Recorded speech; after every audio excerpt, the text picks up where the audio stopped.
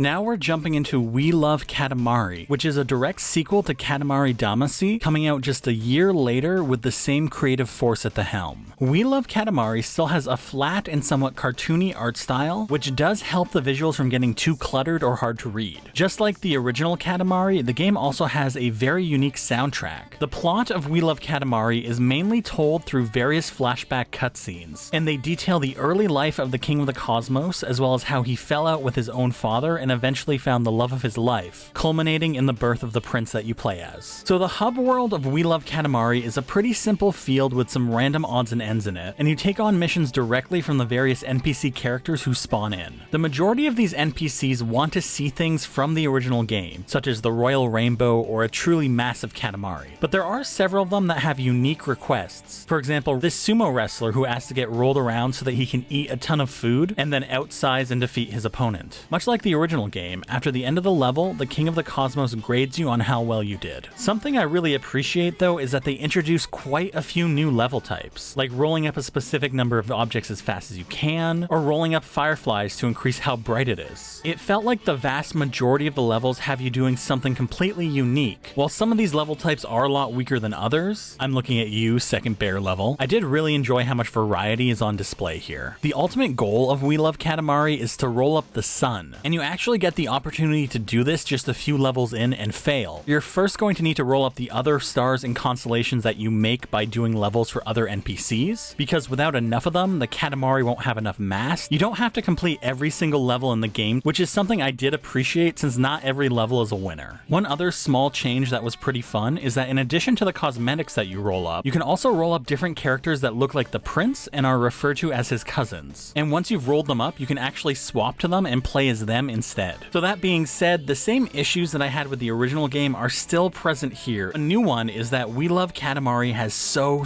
much dialogue to skip through. And because most of the dialogue is essentially gibberish or not related at all to what you're doing, there isn't really a reason to actually read it. Even with these minor flaws though, the gameplay loop is extremely satisfying and it's very well represented here. I did really enjoy the increased variety in the levels, even if there was a bit more repetition overall, and it does manage to recapture some of the magic of the original game, but it did feel in a lot of ways like it was retreading the same ground. I do feel like it's a worthy sequel, and if you like the original game, probably one that you're going to want to check out.